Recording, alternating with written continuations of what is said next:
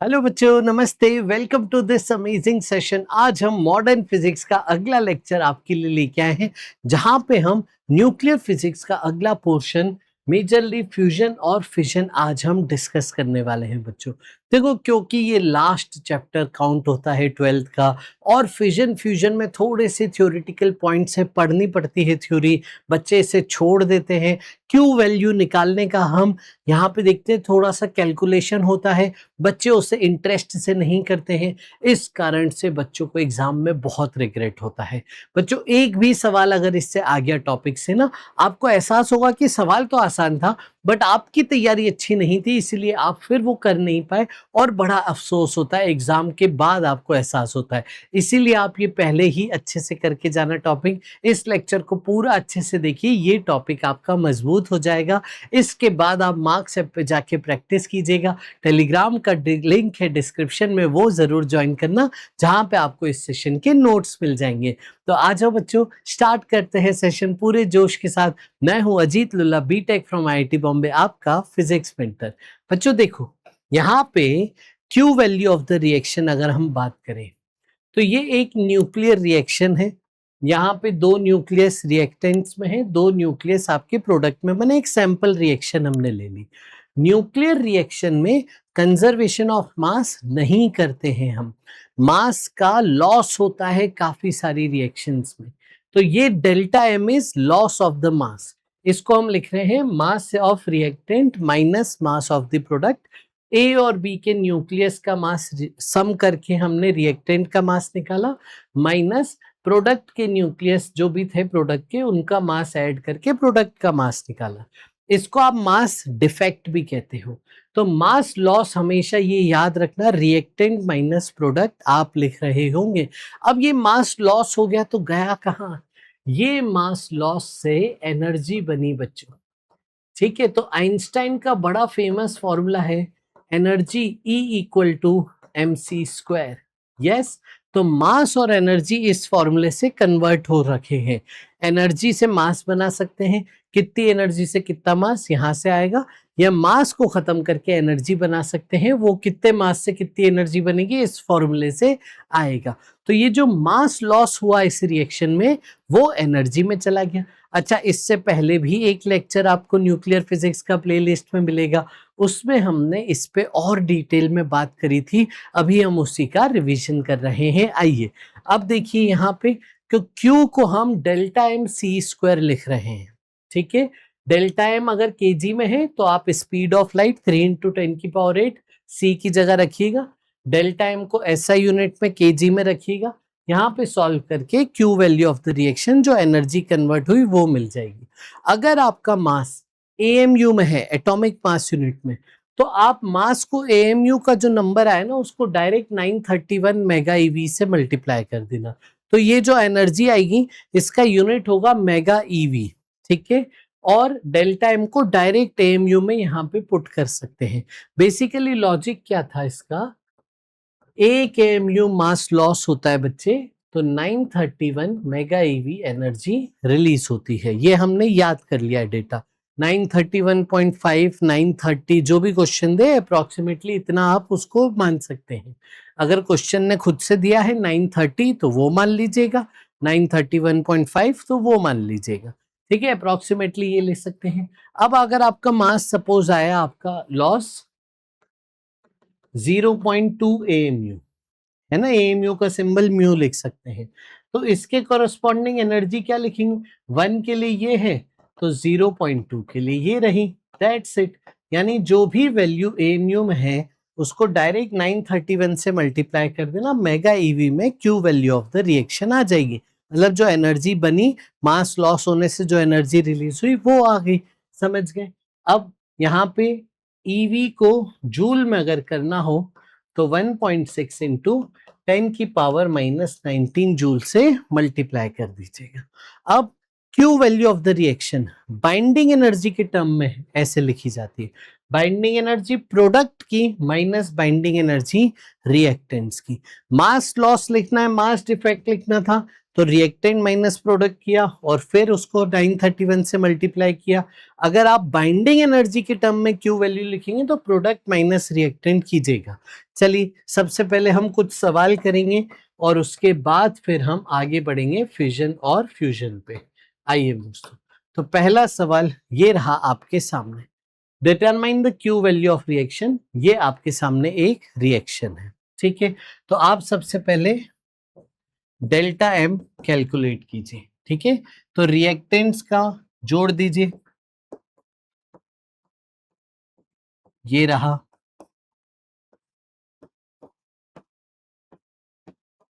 ये रहा।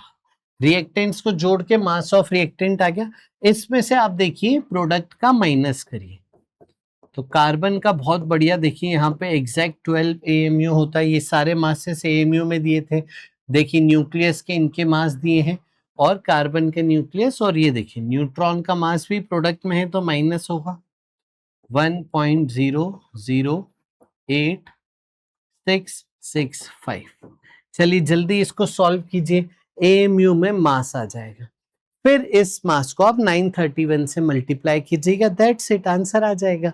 देखिए मेरे पास जो लिखा है मास में बता देता हूं, 0.0062121, ये आपका AMU में मास लॉस आता है। और Q value of the reaction इससे आ जाएगी बेटा, इसको आप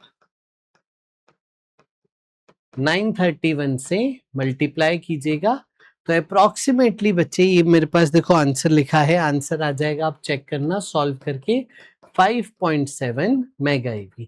तो ये Q value of the reaction में चली जाती है। अब सवाल पैदा होता है कि ये एनर्जी गई कहाँ, किस फॉर्मेट में हमें दिखी, तो अब ध्यान से सुनिएगा, ठीक है। Q value of the reaction जा कहाँ रही है, आइए। तो Q value of the reaction majorly kinetic energy of products में जाती है, ठीक है। Q value of the reaction majorly kinetic energy of products में जाती है। A से बना suppose C plus D, example के तौर पे मैं ले लेता हूं। A सपोज रेस्ट पे था इनिशियली, तो फाइनली जो एक्स्ट्रा काइनेटिक एनर्जी बनती है ना, वो Q वैल्यू से आती है बेसिकली। तो अब देखो इसकी तो काइनेटिक एनर्जी थी नहीं, इन दोनों की ही kinetic energy extra kinetic energy है।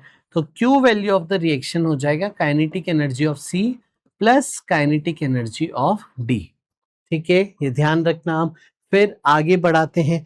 अब अगर A रेस्ट पे था, C और D प्रोड्यूस हुए, तो ये किस डायरेक्शन में जाएंगे, देखो ये अपोजिट डायरेक्शन में जाएंगे, ठीक है, ये अपोजिट डायरेक्शन में जाएंगे। क्यों अपोजिट डायरेक्शन में, क्योंकि कंजर्वेशन ऑफ मोमेंटम लागू होगा। अगर सपोज इनिशियली वो रेस्ट पे था, इनिशियल मोमेंटम जीरो था, तो फाइनली भी सिस्टम का मोमेंटम जीरो होना चाहिए। जितना पॉजिटिव में होगा उतना ही नेगेटिव में होना पड़ेगा।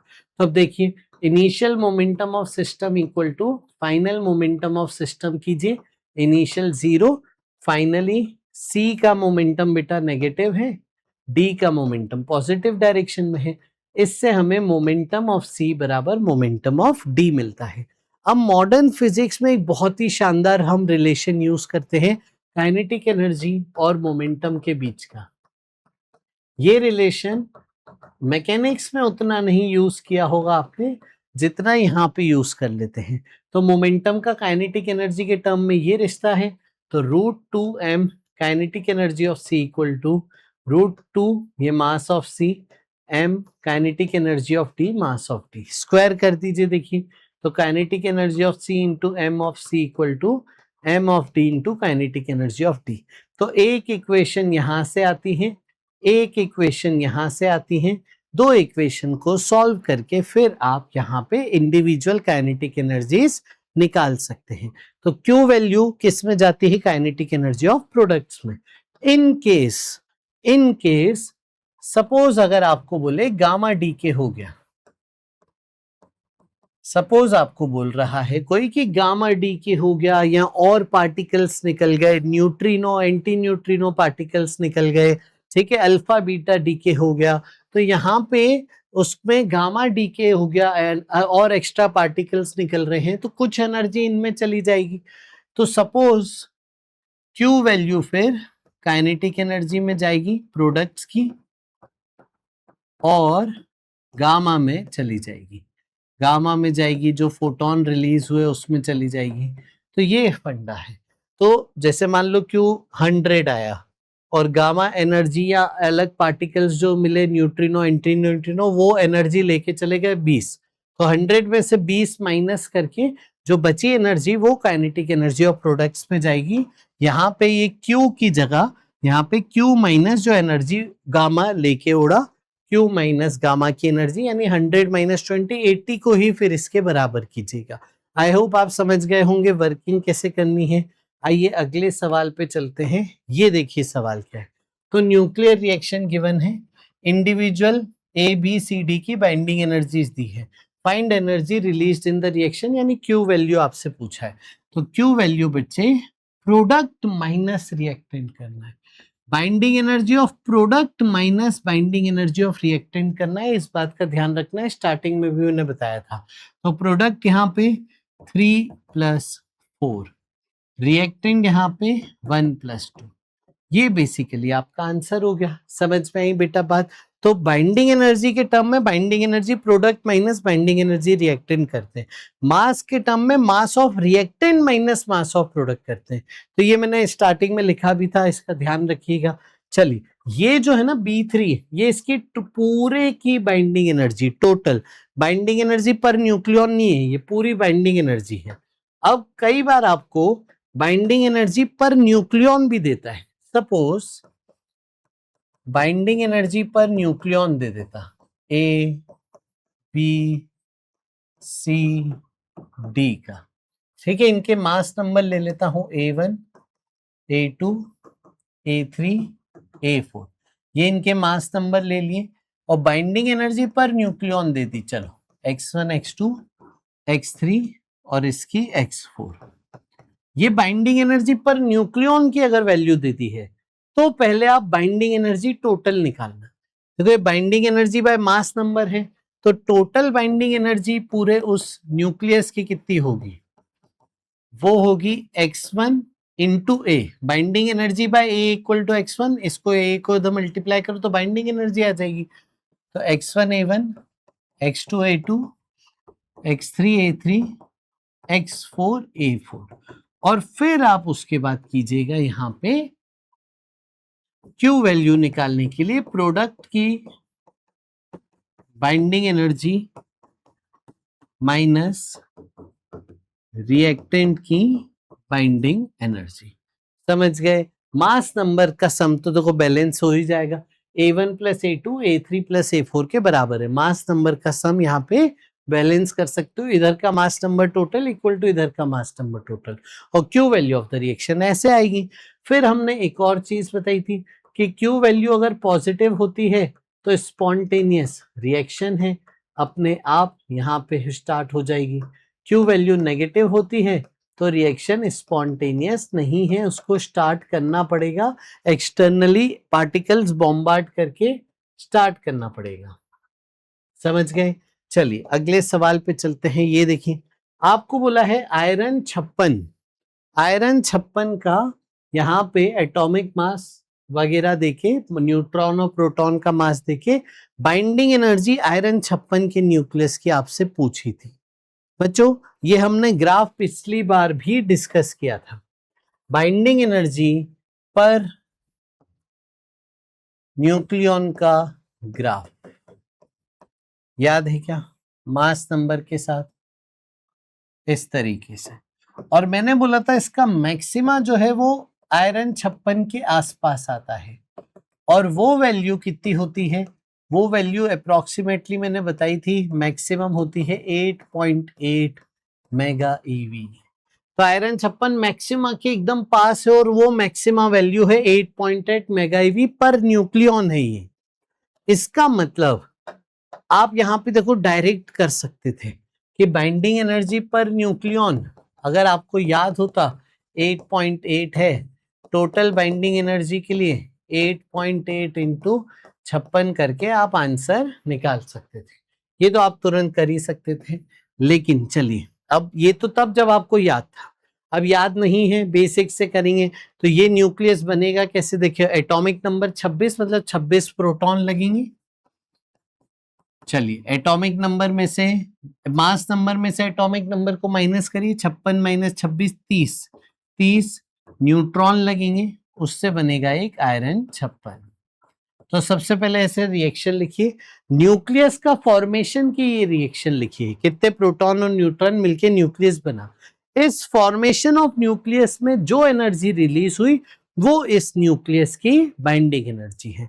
इस रिएक्शन का जो क्यू वैल्यू है वो इस रिएक्शन की बाइंडिंग एनर्जी। तो सबसे पहले हम मास लॉस निकालेंगे, मास डिफेक्ट। तो रिएक्टेंट का mass into mass of proton multiply करिए 26 से, प्लस न्यूट्रॉन के मास से मल्टीप्लाई कीजिए, minus mass of reactant minus mass of product. इसको सॉल्व करोगे तो टोटल मास लॉस आ जाएगा AMU में। उसके बाद फिर आप देखिए 931 से मल्टीप्लाई कर दीजिएगा। देखिए मेरे पास लिखा है 0.52878। आप सॉल्व करिएगा, चेक करिएगा, ये मास लॉस बच्चे आपका बनेगा। समझ गए। अब अगर मैं इसी को 931 से मल्टीप्लाई कर दूं तो मेरी बाइंडिंग एनर्जी आ जाएगी। आया समझ में? पक्का। ये बाइंडिंग एनर्जी मेगा EV में आएगी, जो अप्रोक्सीमेटली आ रही है 492.3 मेगा EV। समझ गए। इसी को अगर आप 56 से डिवाइड करोगे अप्रोक्सीमेटली वो 8.8 आ जाएगा बाइंडिंग एनर्जी पर न्यूक्लियन। तो ये बेसिक सवाल था और इस सवाल का आंसर ये था। चलिए आगे चलते हैं, ये फ्यूजन के बात करेंगे। चलिए तो अब देखिए बाइंडिंग एनर्जी पर न्यूक्लियन को जो ग्राफ था उससे हमने स्टेबिलिटी ऑफ द न्यूक्लियस पे बात करी थी। हमने बोला था मोर बाइंडिंग एनर्जी पर न्यूक्लियन की वैल्यू, इससे स्टेबिलिटी ज्यादा होगी। यस, एक बार फिर से बना देता हूं मैं ग्राफ। ये देखिए, अब यहां पे जो लोग बहुत बड़े हैं, जिनका मास नंबर बहुत बड़ा है, साइज बहुत बड़ी है, तो उनका binding energy per nucleon maxima नहीं है। Binding energy per nucleon maximum iron 56 के आसपास था, और ज्यादा बहुत ज्यादा मास है तो कम हो गई ना बाइंडिंग एनर्जी पर न्यूक्लियन, यानी स्टेबिलिटी कम हो गई न्यूक्लियस की। तो ये न्यूक्लियस क्या चाहेगा कि मैं दो छोटे छोटे न्यूक्लियस में टूट जाता हूं, जिनका मास नंबर इस तरफ 56 के करीब हो, यानी इतना बड़ा मास नंबर हो ना हो, मीडियम कैटेगरी का मास नंबर हो। तो बहुत बड़ा एक न्यूक्लियस दो हिस्सों में टूटता है ताकि वो ग्राफ में मोर स्टेबिलिटी वाले न्यूक्लियस बनाए, और इस रिएक्शन को कह रहे हैं न्यूक्लियर फिजन। समझ गए। तो आइए, यूरेनियम का फिजन तो सबसे फेमस है ही, अब हम पढ़ रहे हैं nuclear fission. Nuclear fission is done by attack of a particle which splits a heavy nucleus into two or more lighter nuclei. In this process, certain mass disappears, which is obtained in the form of energy.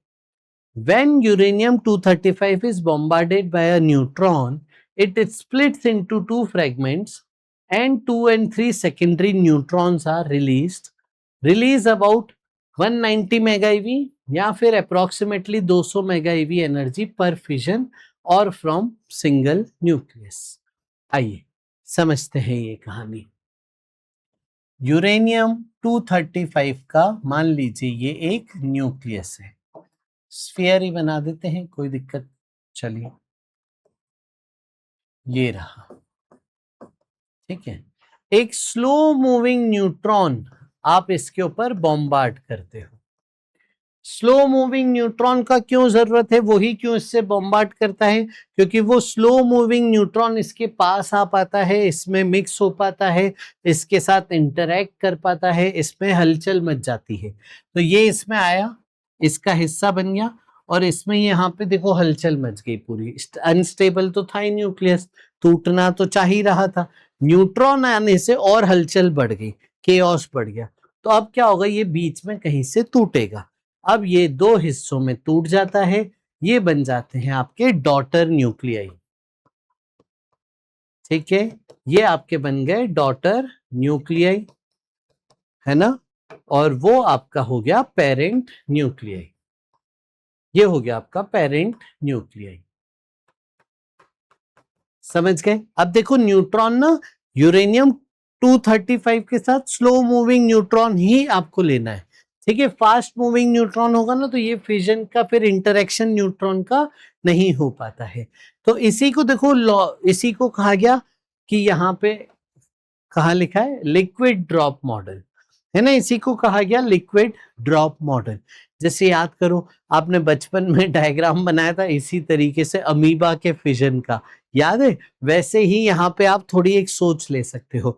Interesting चीज मैं आपको और बताता हूँ कि ये जो टूटता है दो हिस्सों में, ये दो हिस्से फिक्स नहीं होते हैं, ये रिएक्शन फिक्स नहीं होती है, थोड़ा सा रैंडम है, तो अपने आप दो हिस्से बन जाते हैं। आप प्रोबेबिलिटी लगा सकते हो कि अच्छा ये बन सकता है या ये बन सकता है या ये बन सकता है, ऐसे संभावनाएं बता सकते हो, बट एग्जैक्ट इस रिएक्शन के प्रोडक्ट क्या होंगे वो आप नहीं बता पाते।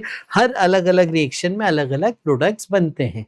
आइए देखिए क्या लिखा है, फ्रेगमेंट्स आर अनसर्टन, क्योंकि वो केओस हो रहा है, अपने आप वो टूटेगा, अनस्टेबल हो चुका है, कहां से टूटता है वो सर्टन नहीं होता है, but each time energy released is almost same, और ये हम याद रखते हैं 200 मेगा ईवी।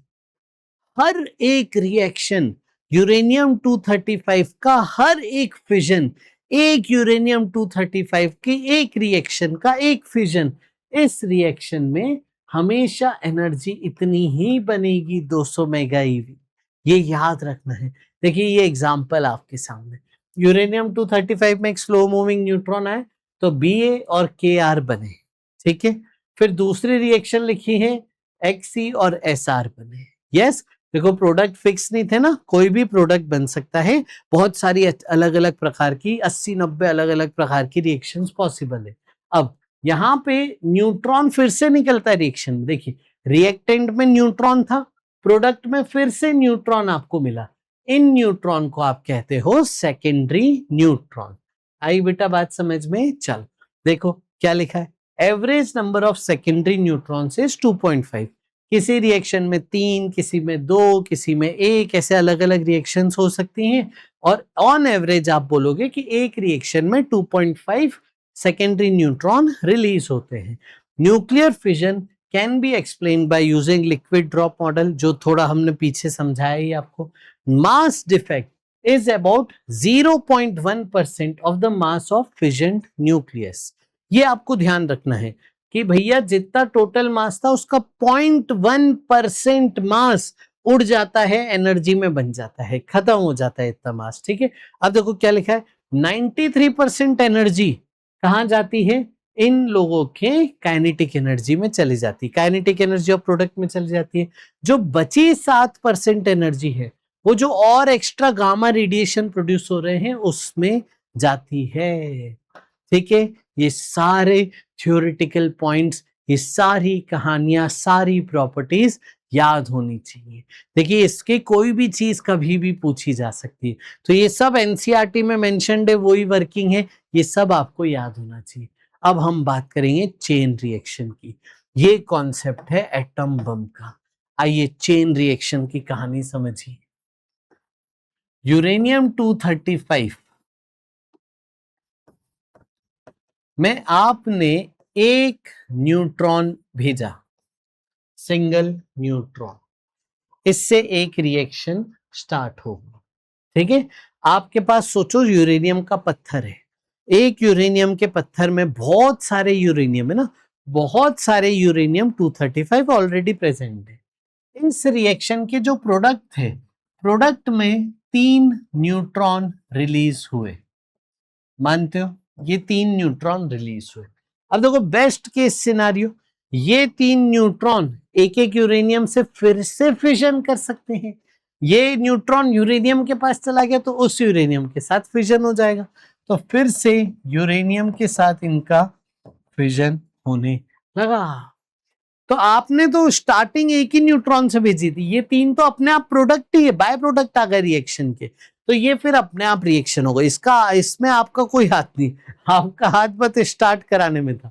फिर क्या हुआ, इससे देखिए 3 बने, है ना? अभी 3 मान लीजिए, ऑन एवरेज 2.5 बोला है, अभी 3 मान लीजिए, इससे 3 बने,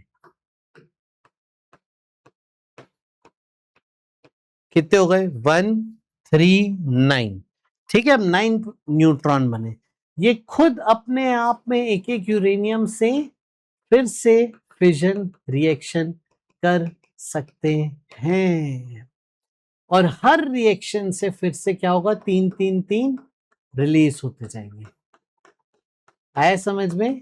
ऐसे 27 यहाँ पे न्यूट्रॉन्स रिलीज होंगे, तो 27 रिएक्शंस हो जाएंगी, मानते हो ये बात? फिर इंटू 3 इंटू 3 इंटू 3 इंटू 3, और ये प्रोसेस इतना फास्ट होता है कि कुछ ही सेकंड में लाखों रिएक्शंस हो जाती है, और हर रिएक्शन में एनर्जी कितनी? 200 मेगा ईवी। इस एनर्जी में 200 मेगा ईवी, इस एनर्जी में, इस एनर्जी, इस रिएक्शन में 200 मेगा ईवी, हर एक रिएक्शन में 200 मेगा ईवी। 200 मेगा ईवी अपने आप में खुद से अकेले एक छोटी वैल्यू है, लेकिन जब लाखों रिएक्शंस एक सेकंड में हो रही हैं, तो लाखों रिएक्शंस की टोटल एनर्जी मिलाओगे तो बहुत ज्यादा हो जाएगी, एक सेकंड में एनर्जी रिलीज, तो बहुत ज्यादा यहाँ पे एनर्जी रिलीज होती है। यही है चेन रिएक्शन का कंसेप्ट, कि आपने तो बस शुरू किया था एक देके, वो अपने आप लाखों रिएक्शंस इतनी जल्दी सेकेंडों में ही होगी। देखो ये रिएक्शन है ना, ये आपकी स्टैंडर्ड रिएक्शन बेटा, ये ध्यान रख लेना आप ना, 2 रिएक्शन तो आप ध्यान नहीं रख लेना। और आप देखो केमिस्ट्री आपने पढ़ाई है, तो BaKr का मास नंबर और एटॉमिक नंबर भी आपको ध्यान होना चाहिए, XCSR का भी, ठीक है। चलो आ जाओ, तो ये रिएक्शन है, इस रिएक्शन में सेकेंडरी प्रोड्यूस हुए 3, उससे फिर 9 और उससे फिर 27, ऐसे चलते जाएगा, और सो ऑन रिएक्शंस बढ़ती जा रही हैं। इसको कह रहे हैं चेन रिएक्शन, अंधाधुंध बढ़ती जाएगी, कंट्रोल ही नहीं है, चेन रिएक्शन। अब अगर आपका कोई कंट्रोल ही नहीं है, तो शॉर्ट टाइम में huge amount of energy release हो जाती है, और यही है प्रिंसिपल एटॉमिक बॉम्ब का। जी हाँ, if chain is control, atomic bomb, 2 atomic bomb Japan पे गिराए गए थे, उनका नाम बड़ा फेमस है, जरा उनका नाम कमेंट करके मेरे को बता रहा था, है ना? दोनों का नाम क्या क्या था? हिरोशिमा पे कौन सा फेंका था, नागासाकी पे कौन सा फेंका था, दोनों का नाम क्या था? जरा कमेंट करके मेरे को बताना, ठीक है। चलो, तो ये आपका एटम बम का यहाँ पे प्रोसीजर हो गया।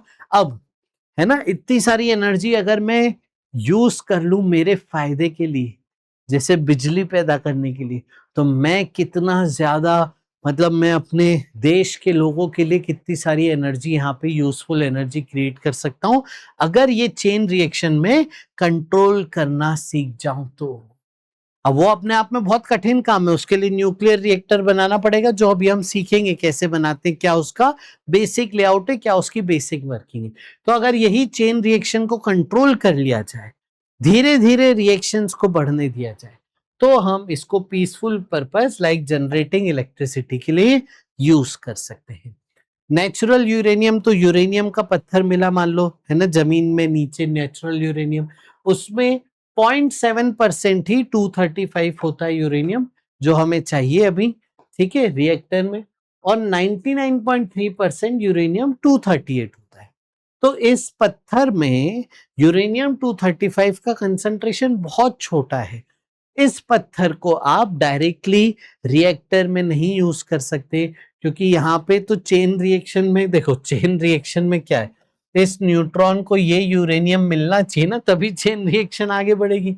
अब न्यूट्रॉन तो आ गया बट यूरेनियम मिल ही नहीं रहा है, बहुत ढूंढना पड़ रहा है सॉलिड में, तो ये रिएक्शन बढ़ ही नहीं पाएंगी ना। तो वही है, तो आपका यूरेनियम बहुत कम है इस पे, है ना, थोड़ा सा एनरिच करना पड़ेगा। Uranium 235 is easily fissionable by slow moving neutrons having kinetic energy of the order 0.03 eV, है ना, बहुत कम काइनेटिक एनर्जी है ये। But uranium 238 is फिजनेबल with fast neutron, fast neutron से 238 का फिजन होता है, 235 का स्लो न्यूट्रॉन से फिजन होता है।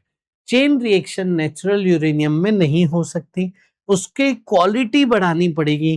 क्वालिटी बढ़ाना मतलब 235 यूरेनियम 235 को इंक्रीज करना, तो उसको 3% तक इंक्रीज कर दीजिए। 3% तक अगर आप इंक्रीज कर देते हैं तो उस यूरेनियम को आप कहते हैं एनरिच्ड यूरेनियम। यहाँ पे फिर न्यूट्रॉन को बहुत ज्यादा ढूंढना नहीं पड़ता है, न्यूट्रॉन को यूरेनियम 235 मिलते जाते हैं और रिएक्शन आगे बढ़ती जाती है। क्रिटिकल साइज, क्रिटिकल साइज भी देखो उसी थॉट प्रोसेस में है, कहीं इतनी छोटी साइज ना ले लो कि फिर यूरेनियम 235 मिले ही नहीं, तो कम से कम एक मिनिमम साइज तो चाहिए ताकि आपके सॉलिड में यूरेनियम 235 से न्यूट्रॉन इंटरैक्ट कर पाए। In order to sustain chain reaction in a sample of enriched uranium, it is required that the number of lost neutrons should be smaller than the number of neutron produced for the fission process. For it, size of uranium block should be equal to greater than a certain size called critical size. तो देखिए ये reactor पे depend करेगा कि कितनी critical size होनी चाहिए, but हर एक रिएक्टर में हर एक जगह पे एक कम से कम मिनिमम साइज तो चाहिए ही, जिससे आप काम कर पाओगे। छोटे से यूरेनियम के पत्थर से कुछ नहीं होगा, एक मिनिमम साइज चाहिए, क्योंकि उसमें भी 3% यूरेनियम है। ठीक है, चल फिर आगे चलते, लॉस ऑफ सेकेंडरी न्यूट्रॉन्स। अब देखो सेकेंडरी न्यूट्रॉन्स जो आए वो अपने आप में हो सकता है बहुत फास्ट निकले, फास्ट निकलेंगे तो सैंपल से बाहर जा सकते हैं, तो leakage of neutron from the system हो सकता है due to high kinetic energy, या फिर 238 उसको एब्जॉर्ब कर सकते हैं जिससे यूरेनियम 235 की फिजन रिएक्शन रुक जाएगी। तो अलग अलग कारणों से सेकेंडरी न्यूट्रॉन का लॉस हो जाता है। अब बात कर रहे हैं रिप्रोडक्शन फैक्टर के की। के बेसिकली क्या है, न्यू जो प्रोड्यूस हो रहे हैं अपॉन लॉस, समझ में आया, जो नए प्रोड्यूस हो रहे हैं डिवाइड बाय लॉस। अब के की वैल्यू ग्रेटर देन 1 है, सबसे पहले ये सोचते हैं, के की वैल्यू सोचो ग्रेटर देन 1 है। अगर के ग्रेटर देन 1 है तो प्रोडक्शन ज्यादा है, लॉस कम है, तो प्रोड्यूस ज्यादा होते जा रहे हैं। जैसे मान लो 2 प्रोड्यूस हो रहे हैं, 1 लॉस, 3 प्रोड्यूस हो रहे, 1 लॉस हो रहा है, ऐसे मान लो 3 प्रोड्यूस हो गए, 1 लॉस हो गया, तो नेट इफेक्ट कितना हो गया, 2। ठीक है, तो एक रिएक्शन से आपके 3 बने, 1 लॉस हो गया, 2 बचे, वो 2 न्यूट्रॉन और यूरेनियम से करेंगे फिजन, तो 1 से 2 हुआ, फिर 2 से 4 हो जाएगा, 4 से 8 हो जाएगा, ऐसे डबल होते जाएगा और फास्ट रिएक्शन हो जाएगी और चेन रिएक्शन हो जाएगी। समझ गए?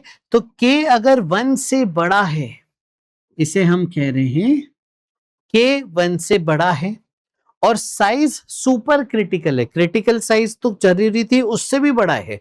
ठीक है, तो यूरेनियम ज्यादा है और आपके पास न्यूट्रॉन भी ज्यादा है, तो चेन रिएक्शन हो जाएगी पक्की बात, एक्सेलरेट होने की लगेगी रिएक्शन, और जैसे बम में होता है तो ये फाइनली एटम बम फट जाएगा।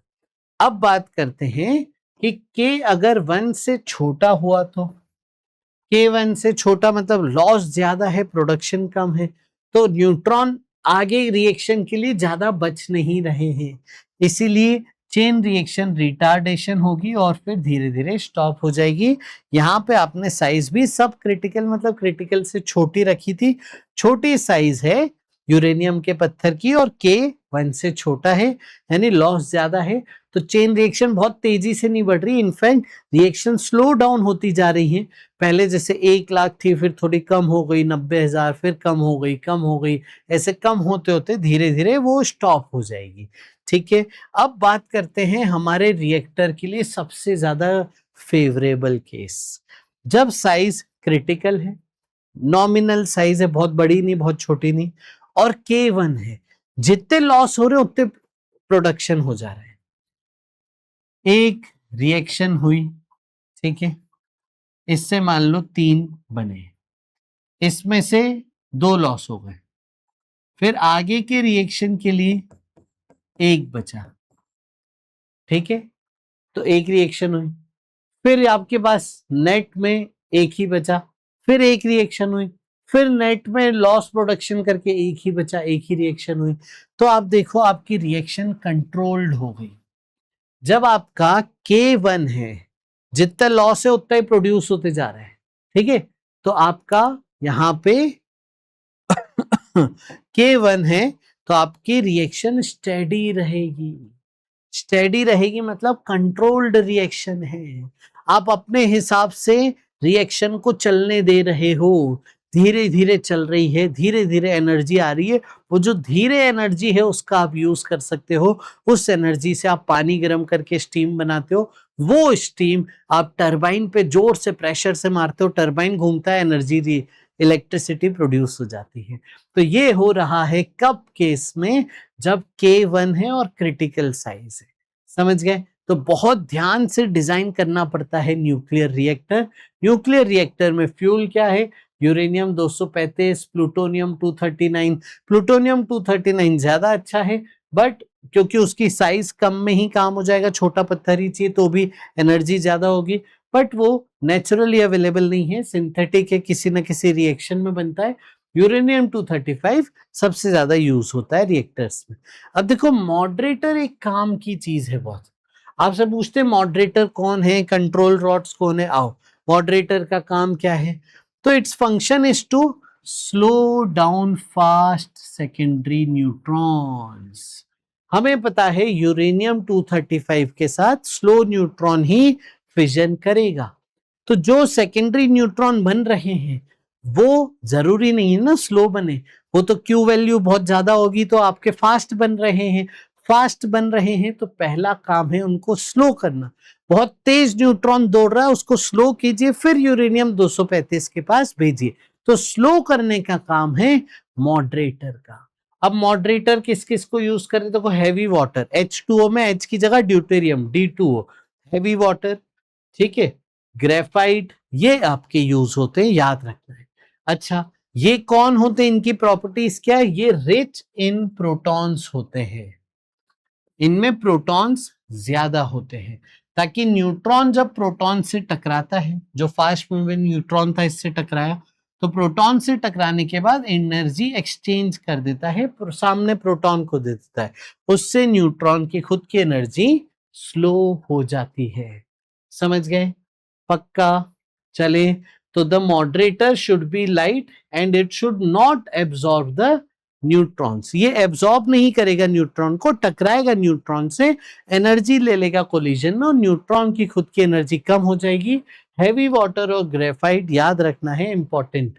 फिर आते हैं कंट्रोल रॉड्स पे, ठीक है, they have ability to capture slow neutrons. मान लो आपको रिएक्शन खत्म ही करनी है, तो रिएक्शन तो चालू हो चुकी है, सेकेंडरी न्यूट्रॉन बने जा रहे हैं, आपके कंट्रोल में है नहीं, तो आप कुछ ऐसा करना चाहते हो जिससे आपकी रिएक्शन रुक जाए, तो आप उस रिएक्टर में कंट्रोल रॉड्स डाल देते हो। कंट्रोल रॉड्स क्या करती हैं, जो स्लो मूविंग न्यूट्रॉन था जो अभी जाके यूरेनियम से फिजन करने वाला है, उसी न्यूट्रॉन को एब्सॉर्ब कर लेती है, तो स्लो मूविंग न्यूट्रॉन को एब्सॉर्ब कर लिया, ठीक है, कैप्चर कर लिया, कैप्चर स्लो मूविंग न्यूट्रॉन्स, उससे क्या हुआ, यूरेनियम के लिए बचा ही नहीं, तो आपके न्यूट्रॉन आगे रिएक्शन कंटिन्यू कर ही नहीं पा रहे, तो धीरे धीरे रिएक्शन खत्म हो जाएगी।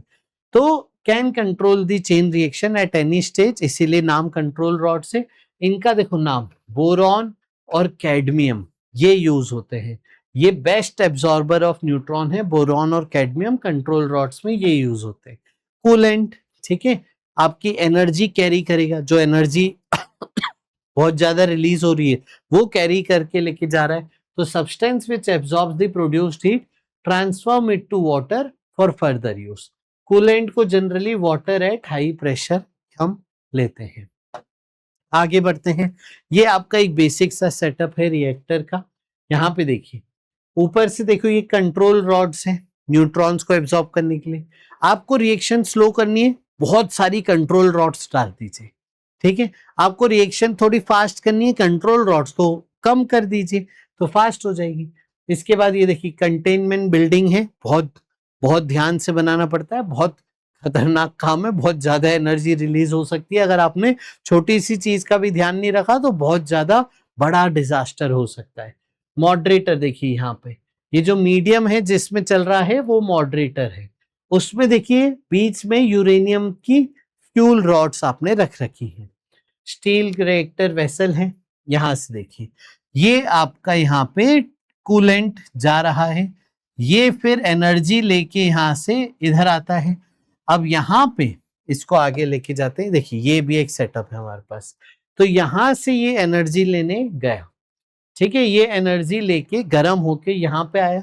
ये आपका बॉयलर है जहां पे पहले से पानी है। तो ये जो एनर्जी लेके आ रहा है आपका मटेरियल, वो पानी को एनर्जी देता है। पानी बहुत गर्म हो गया, बहुत गर्म पानी से स्टीम बनी।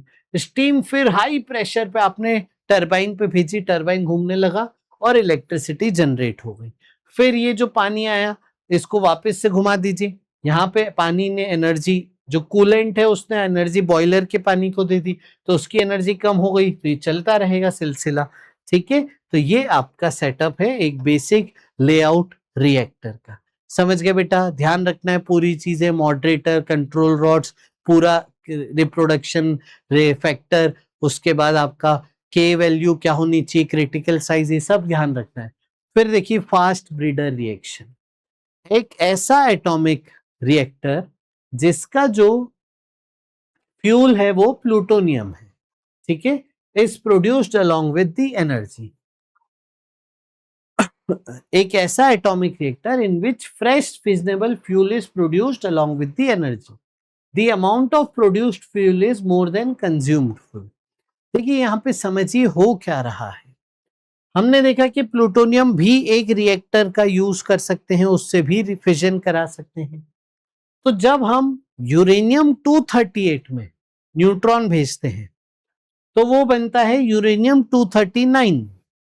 यूरेनियम 239 तुरंत फिर बीटा डीके करके प्लूटोनियम बनाता है। मतलब इस रिएक्शन का जो प्रोडक्ट है वो एक बहुत अच्छा फ्यूल बन गया। तो हमने देखा था ना, ये नेचुरली तो मिलता नहीं है, किसी रिएक्शन से मिलता है। तो ये इस रिएक्शन से मिल रहा है, इसको फिर यूज करके आप फिजन करवा सकते हैं। तो देखिए during fission of uranium 235 energy and secondary neutrons are produce. Energy भी मिलती है, सेकेंडरी न्यूट्रॉन्स भी मिलते हैं। दीज सेकेंडरी न्यूट्रॉन्स अगर यूरेनियम 238 एब्जॉर्ब करता है, 239 बनाता है, वो बीटा डीके करके प्लूटोनियम बनाता है। उसके बाद प्लूटोनियम को अलग कर लेता हूं मैं।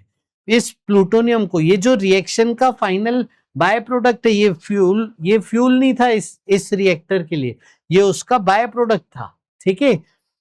तो ये आपको सेपरेट करके इसको फिर फिजन के लिए यूज कर सकते हैं।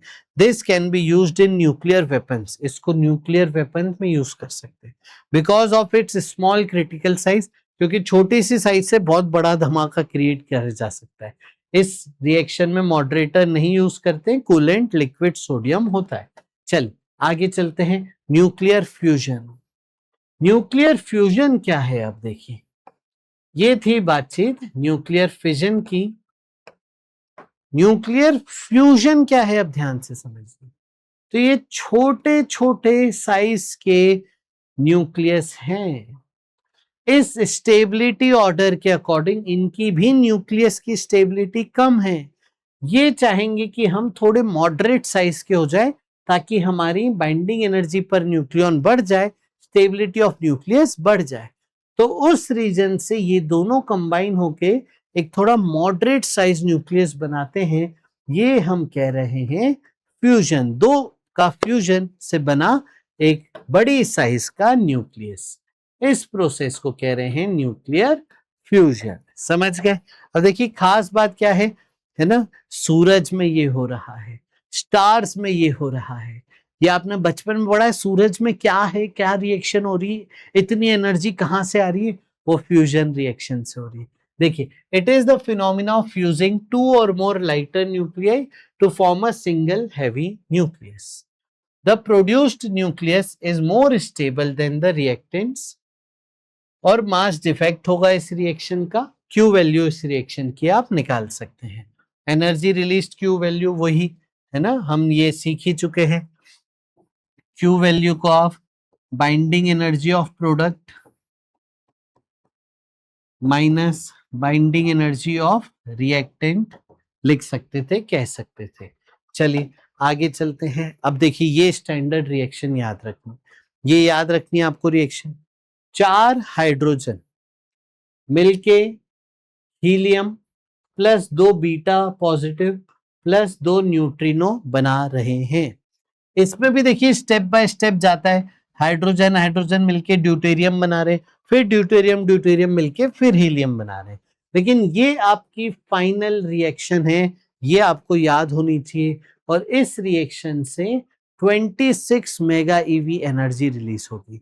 तो उधर क्या था, एक यूरेनियम से 200 मेगा ईवी एनर्जी रिलीज थी, यहाँ पे 4 हाइड्रोजन से 26 मेगा ईवी एनर्जी रिलीज है।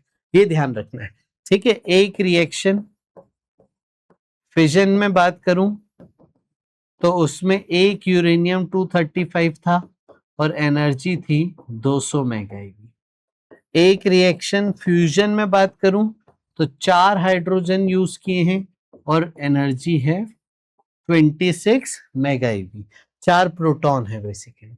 अब पर रिएक्शन एनर्जी की बात बोलो कि पर रिएक्शन किस में एनर्जी ज्यादा थी, तो वो डेफिनेटली फिजन में थी। अब आते हैं आगे, ठीक है। एनर्जी रिलीज्ड पर न्यूक्लियॉन की बात की जाए तो एनर्जी रिलीज्ड पर न्यूक्लियॉन, न्यूक्लियॉन मतलब मास नंबर, मास नंबर से डिवाइड करो अगर, तो फ्यूजन में देखो एनर्जी रिलीज्ड अपॉन 235 हो जाएगा, ये फिजन में, सॉरी। और फ्यूजन में देखो तो 26 और इसमें 4 ही मास नंबर है ना, एक में तो 1 है और ऐसे 4, तो टोटल मास नंबर 4। देखो कितना बड़ा डिफरेंस है। ये वैल्यू 0.85 है और ये वैल्यू 6 से भी ज्यादा है। समझ गए? 6 पे 24 था, 0.5 मेगा ईवी। क्लियर? पक्का? चले आगे। तो आप देखो पर ग्राम कौन ज्यादा एनर्जी रिलीज कर रहा है, तो वो फ्यूजन कर रहा है। पर ग्राम किसमें ज्यादा बड़ा बम बना सकते हो, फ्यूजन में बना सकते हो। तो हाइड्रोजन बम में कम फ्यूल से, कम ग्राम फ्यूल से, कम मास ऑफ द फ्यूल से कम छोटा फ्यूल का मास लेके बहुत बड़ा धमाका किया जा सकता है। वो किस में? फ्यूजन में। ये ध्यान रखिएगा। अच्छा, अब फ्यूजन कराना कोई आम बात तो है नहीं, ठीक है। 2 न्यूक्लियस आप बोलो कि बस 2 न्यूक्लियस जाओ, है ना, आपस में मिल जाओ, ऐसे तो होगा नहीं। न्यूक्लियस के अंदर प्रोटॉन है बेटा, प्रोटॉन खुद पॉजिटिव चार्ज के हैं, दोनों प्रोटॉन है दोनों तरफ। तो न्यूक्लियस जब पास आएंगे तो रिपल्शन भी आने लगेगा, तो इतना आसान नहीं है, ठीक है। तो इसके लिए बहुत स्पेसिफिक कंडीशन थी। क्या? सबसे पहले हाई टेम्परेचर, भयंकर हाई टेम्परेचर थी, उससे इनकी काइनेटिक एनर्जी बहुत ज्यादा हो ताकि वो रिपल्शन को ओवरकम करके ठक फ्यूजन कर पाए, न्यूक्लियस न्यूक्लियस एक दूसरे में आके मिल पाए, तभी होगा जब बहुत हाई काइनेटिक एनर्जी हो। और एक बार टकराए और मिलके फ्यूजन हो जाएगा ऐसा जरूरी नहीं है, लाखों बार टकराते तब एक रिएक्शन होती है। इसका मतलब डेंसिटी ज्यादा होनी चाहिए, प्रेशर ज्यादा होना चाहिए। देखिए हाई प्रेशर या हाई डेंसिटी, बहुत ज्यादा कोलिजन्स होने चाहिए तब जाके बेचारा एक फ्यूजन होगा। दिस हाई प्रेशर और high density ensures frequent collision and increases the probability of fusion. The required temperature and pressure at Earth are not possible. These conditions exist in Sun and in many stars. The source of energy in Sun is nuclear fusion, where hydrogen is in plasma state and proton fuse to form helium nuclei. समझ गए बेटा? चलें आगे. Hydrogen bomb, it is based on nuclear fusion and produces more energy than an atom bomb per gram की बात की जाए तो. समझ गए? तो ये था फ्यूजन फिजन की कंप्लीट थ्योरी. पूरा एक बार अच्छे से रिवाइज करना, एक बार ये नोट्स से भी वापस से रिवाइज कर लेना, नोट्स आपको डिस्क्रिप्शन में मिल जाएंगे. अब देखिए थोड़े से सवाल जवाब कर लेते हैं. आइए. इन the reactor 2 kg of uranium 235 fuel is fully used up in 30 days. 30 दिन में 2 किलोग्राम का यूरेनियम पूरा खत्म हो गया. एनर्जी रिलीज्ड पर फ्यूजन, ये तो हमें याद ही रखनी है. गिवन दैट एवोगैड्रो नंबर है पर किलो मोल 1 eV है. Power output of the reactor बताइए. ठीक है, पावर मतलब क्या होता है बेटा? पावर मतलब एनर्जी पर यूनिट टाइम है. ठीक है, दैट्स इट. चलो आ जाओ करते हैं.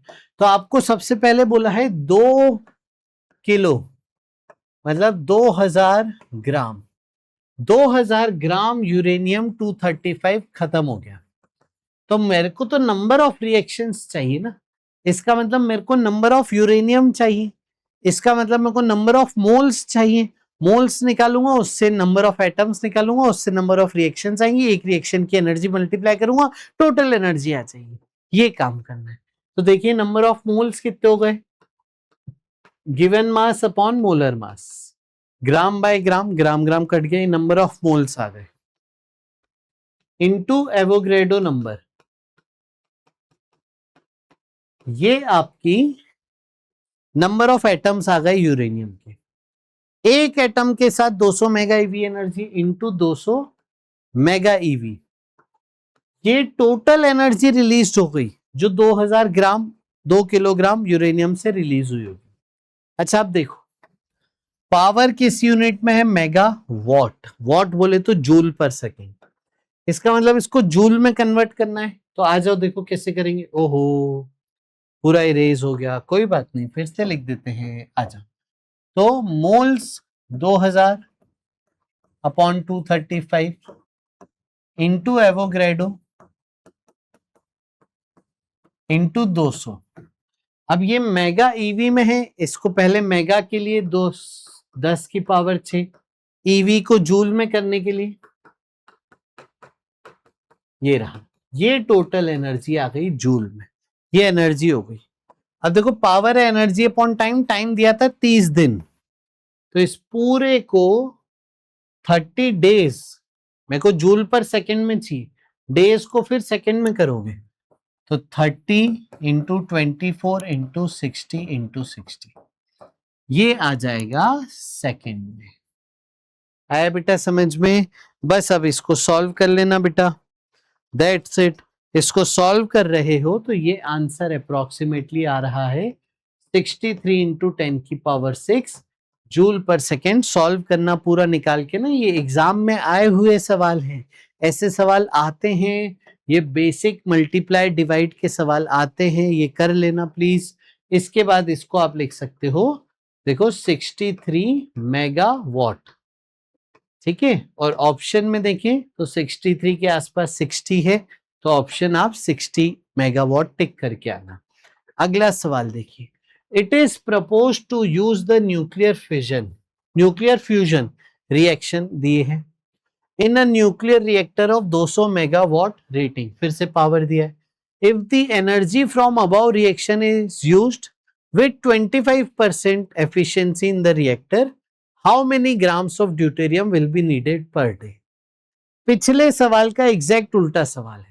पिछले सवाल में ग्राम देके पावर पूछा था, यहाँ पे पावर देके ग्राम पूछ रहा है. देखिए कैसे करेंगे. मान लीजिए एक्स एनर्जी रिलीज हुई. ठीक है, एक्स एनर्जी रिलीज का 25% ही आप यूज कर रहे हो, तो इसका 25% ही 200 मेगावाट है. तो x कितना हो गया बेटा 800 मेगावाट। मतलब हमें रिएक्शन से 800 मेगावाट एनर्जी निकालनी है। ठीक है सर, चल अब देखो 800 मेगावाट मतलब 800 मेगा जूल पर सेकेंड, वॉट को हमने ये लिख दिया। अब बेसिकली 1 सेकेंड की एनर्जी कितनी हो गई रिएक्शन से 800 इंटू 10⁶ जूल में। ये एनर्जी 1 सेकेंड में आनी चाहिए। ठीक है, अब मैं नंबर ऑफ रिएक्शंस निकालना चाहूंगा। Number of reactions in 1 second, वो हो जाएगा टोटल एनर्जी 1 सेकेंड की divided by energy of 1 reaction. एक रिएक्शन की एनर्जी से डिवाइड कर दो तो नंबर ऑफ रिएक्शंस आ जाएंगे। तो आ जाओ, कैसे करोगे 800 इंटू 10⁶ डिवाइडेड बाय एक रिएक्शन की एनर्जी। एक रिएक्शन की एनर्जी, ठीक है, ये अब आपको निकालनी पड़ेगी। एक सिंगल रिएक्शन की एनर्जी निकालनी पड़ेगी, गिवन नहीं है।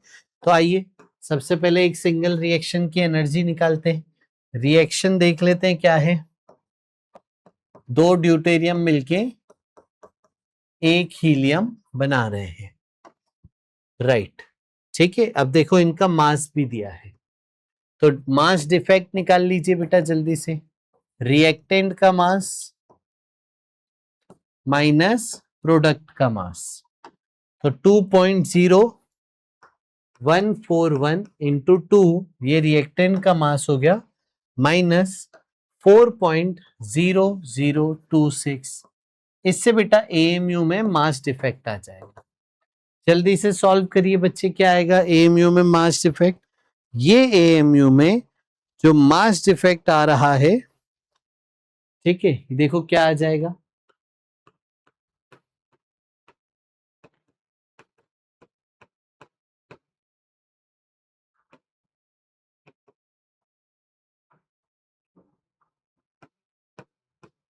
ये मास डिफेक्ट आ जाएगा 0.0256 AMU।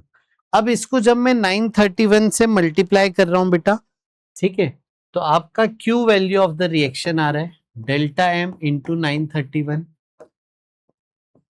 0.0256 into 931 mega EV। ये अप्रोक्सीमेटली 23.8, अप्रोक्सीमेटली 24 मेगा EV आ रहा है। समझ गए बेटा? तो ये ध्यान रखना 24 के आसपास ही एक रिएक्शन की एनर्जी रहती है, जो आपको याद रखना है। ठीक है, 24 के आसपास ही एक रिएक्शन की एनर्जी रहती है। जो मैंने फ्यूजन लिखा था उसमें 26 था, तो 24, 25, 26 ऐसे जो भी क्वेश्चन थे, यहां पे आ गया हमारा 24। अब नंबर ऑफ रिएक्शंस की बात की जाए, ठीक है, नंबर ऑफ रिएक्शंस निकाल लेते हैं। तो 800 इंटू 10⁶ अपॉन, ये हो गई एनर्जी, डिवाइडेड बाय एक रिएक्शन की एनर्जी 24 मेगा ईवी को जूल में करिए। ये रहा, ऊपर भी जूल में, नीचे भी जूल में। तो ये नंबर ऑफ रिएक्शंस हो गई 1 सेकेंड में।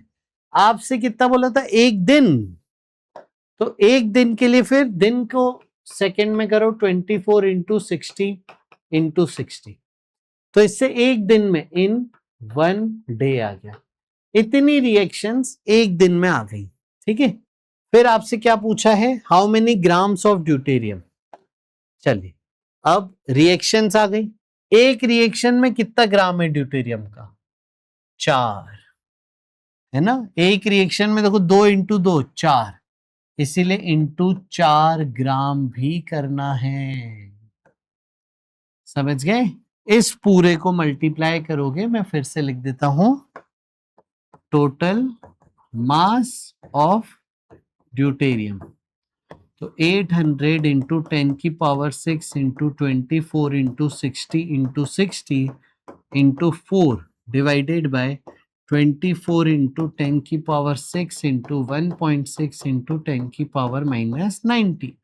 कंपेरेटिवली देखिए इतना कठिन नहीं है, 24 कट जा रहा है, 80 डिवाइडेड बाय 16 कट जाएगा, बस 10 की पावर आपको देखनी है और सिंपल मल्टीप्लाई करना है।